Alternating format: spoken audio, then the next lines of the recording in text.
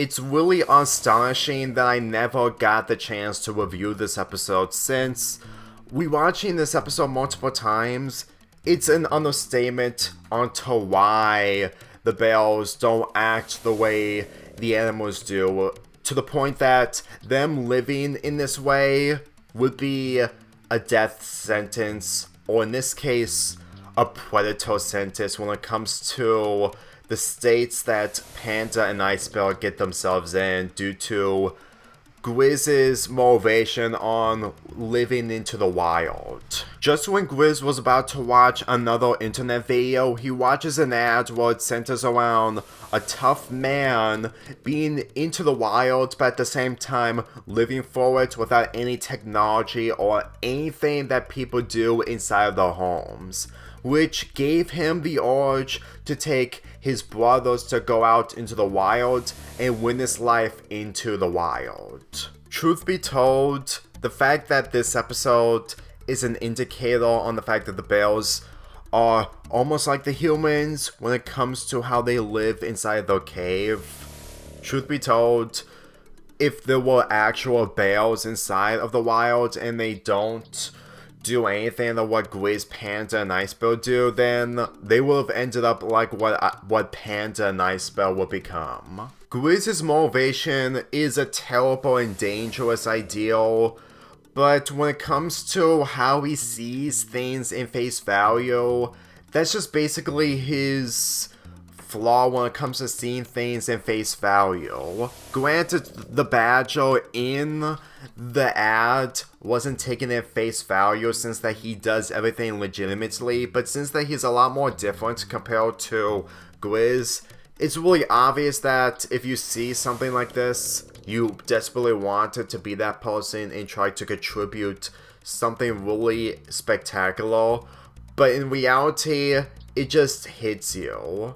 really crucially. And in this case, it's a lot more dangerous when it comes to the reality that hit Grizz. Granted, I'm not gonna lie, even humans who are on the verge of starvation would act like Panda and Ice Bear in this scenario, but when it comes to them being humans, cannibalism can be a dangerous option, but as a bear, it's impossible to deny that this is possible. Granted, bears wouldn't be this vicious when it comes to how they function, but at the same time, without any food, they would probably do something when it comes to hunting people down. And since bears are mostly capable of being a lot more vicious, truth be told,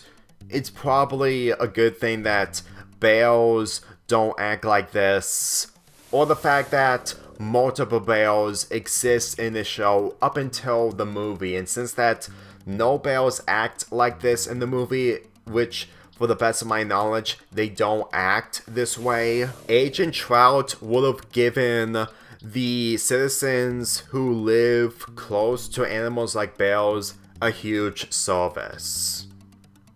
Granted, I do have to look into his character a lot more upon watching the movie, but if the bears were like this, then he would probably have been the good guy in all this. Despite Grizz, Ice Bear, and Panda making friends would think otherwise, since they never see Panda and Ice Bear like this. And just seeing Grizz picking the solution on going to Boca Boy, and then we see this Boca Boy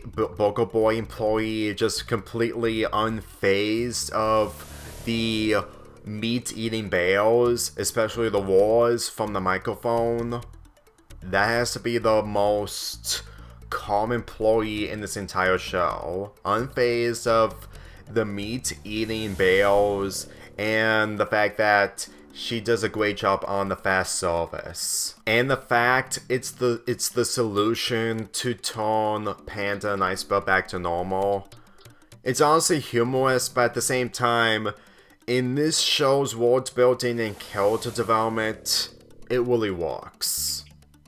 And the fact that the episode ends with the bears going back to how they live in their own way is really for the best. So yeah, this is one of my favorite episodes in the entire show, and it's really a shame that it took me this long to finally talk about it, but you can thank this marathon for existing, even though it was part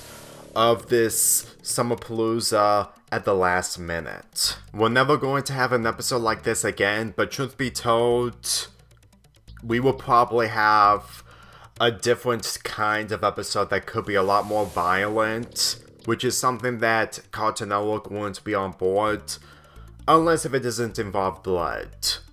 But then again, that didn't save Infinity Train, which still irks me to this day. I'm giving this episode a 9 out of 10.